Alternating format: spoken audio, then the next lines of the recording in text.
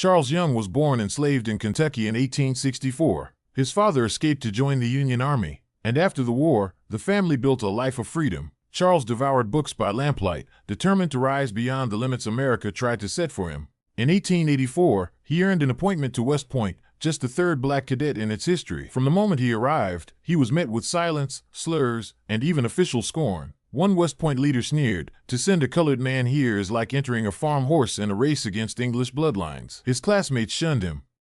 Meals were eaten in silence, his belongings vandalized. But Young refused to quit. He struggled in math, repeated his first year, then tutored by a sympathetic engineering officer, passed and graduated in 1889.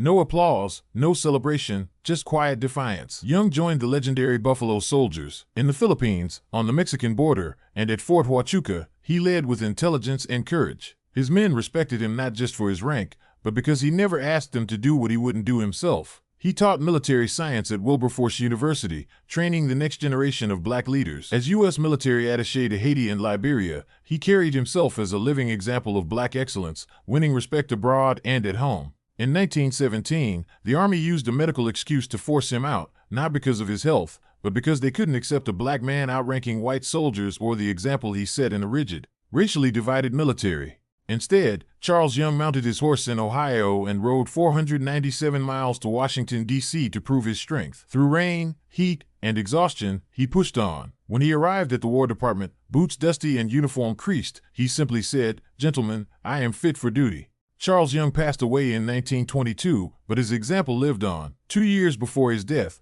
black veterans in Washington, D.C., men trained in the same discipline and courage he embodied, faced down white mobs during the Red Summer of 1919. They defended their neighborhoods, and they won. Charles Young's life proves that dignity and discipline can outlast any attempt to erase you. His story is our story, and it's why some communities refuse to be erased. Tap the link in the description for the full history of 1919 Washington, D.C., and how black veterans turned back a mob and made history.